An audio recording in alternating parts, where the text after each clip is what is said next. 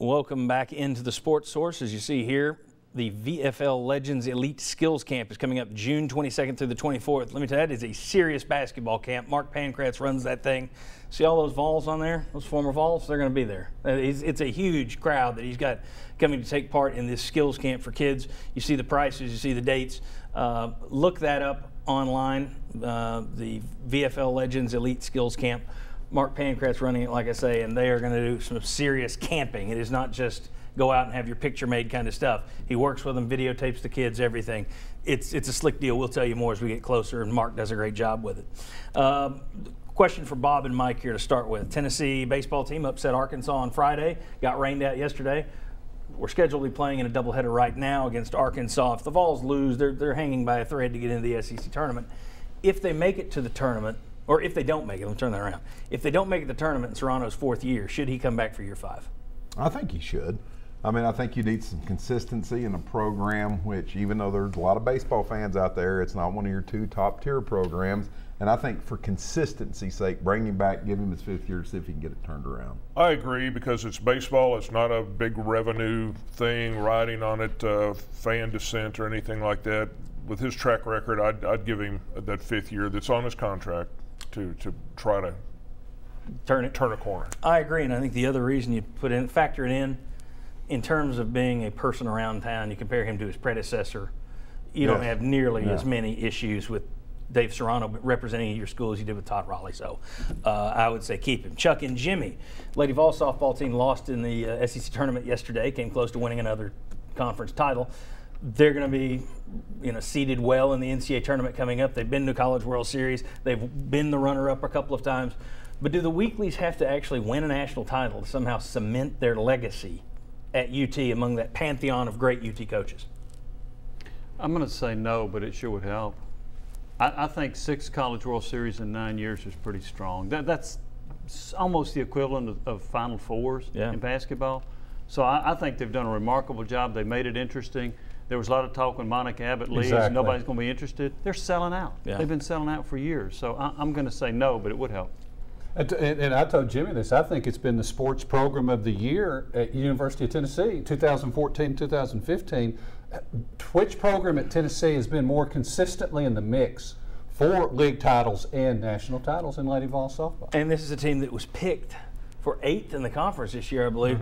It's filled with freshmen and sophomores. So if there was ever going to be a year where they kind of take a step back, it would have been this one. So it would help, but I don't think they need it. That's obviously not football or basketball. Those 2 sports are up there. But in terms of great coaches in UT history, I think they're already penciled in.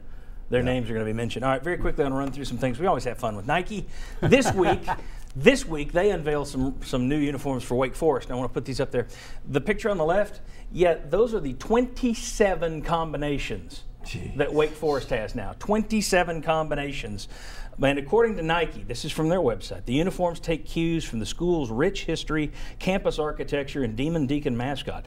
The jerseys feature a new custom font, everybody's does, and that font features numbers notched at 18 and 34 degrees. Whoa. Well, you know why?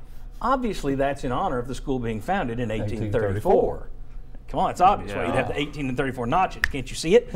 The sleeves feature a new pattern providing an unmistakable, yes, it's unmistakable, connection to the university shield and wrought iron architecture from across the campus. 27 combinations right there, and it still looks like every other school that wears black and gold in America. I'd say that was Army, except Army doesn't look like Army anymore. Well, that's right.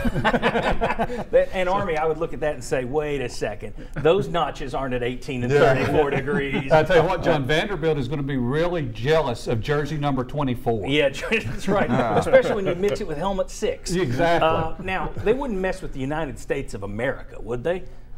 Let's see what they did with the U.S. That's Nike and USA. I've messed with the University of America, with the United States of America. Nike I gave it talk. Yeah, that's USA women's soccer. When you think of U.S. sports, you think black and white, don't you? Oh yeah.